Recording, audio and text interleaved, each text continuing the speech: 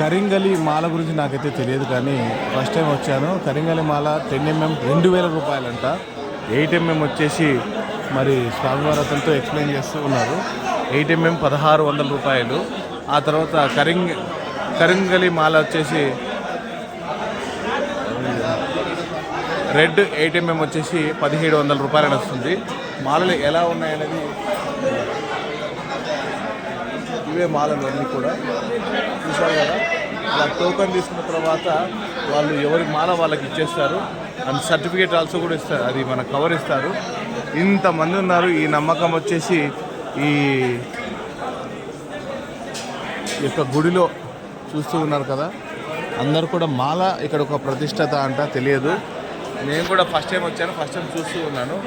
ఇది వచ్చేసి మళ్ళా ఇందులో కరింగలి మాల ధరించే వారు పాటించవలసిన నియమాలు వచ్చేసి హెయిర్ కట్ వెళ్ళకూడదు, చావింటికి వెళ్ళకూడదు, ముందు ఈ మాలను తీసి వెళ్ళవలను. మాలను మీరు నిద్రపోయే ముందు తీసి మళ్ళీ ఉదయం లేచి త్వరగా ధరించవచ్చు అని రాశారు. అంటే దీని అర్థమైంది, నరదృష్టి పడకుండా ఉండాలంటే ఈ మాలను ధరించుకోవాలి. మంచి జరగాలి అనుకుంటే కూడా ఈ మాలను ధరించుకోవాలంట. అప్పట్లో 50 రూపాయలకు వచ్చేదంట, బట్ ఇప్పుడు వచ్చేసి 1700, 1600, 2000 రూపాయలు మాల ఉంటుంది. మరి ఫ్రెండ్స్ నాకైతే తెలియదు, నేనైతే తీసుకోలేదు. ఎవరికైనా నమ్మకం ఉంటే తీసుకోండి.